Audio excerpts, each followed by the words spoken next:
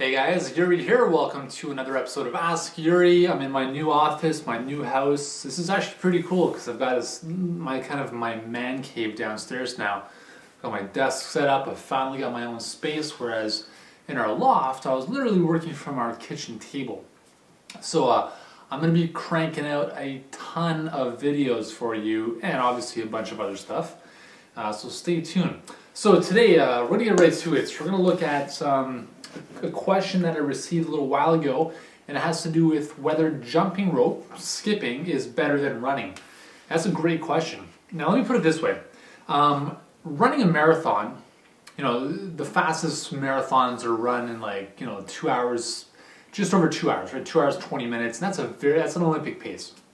So running a marathon is tough, right? That's obviously a very, very challenging feat to accomplish. But skipping rope for 2 hours would be even tougher.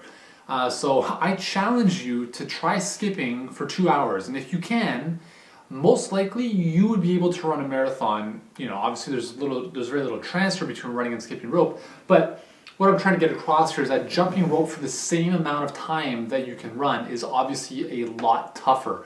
The reason for that is because it is full body exercise.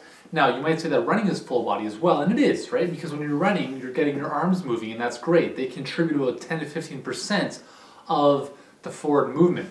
However, with skipping rope, the arms are actively contracting to generate momentum with the rope. Now, if you've jumped rope before, you'll notice that your forearms, your shoulders will be on fire within maybe 2 minutes of actually just starting.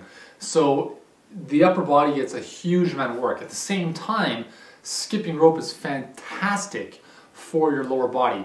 Essentially, jumping rope or skipping rope is a form of plyometric exercise where you hit the floor and you take off again and again and again.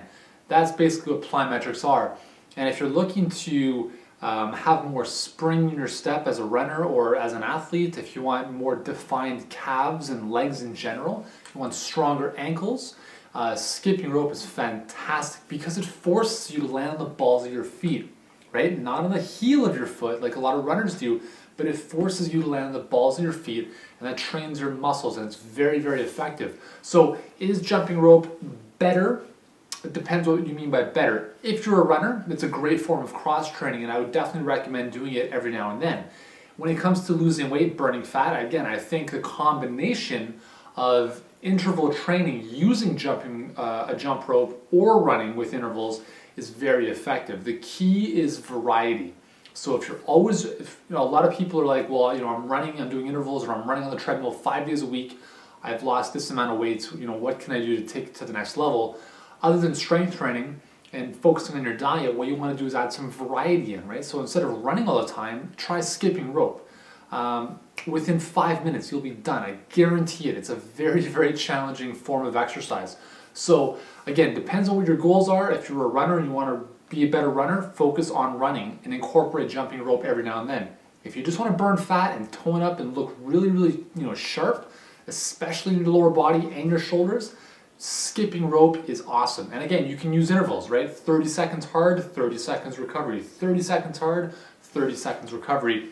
Just a very simple protocol. Do that for 5 minutes.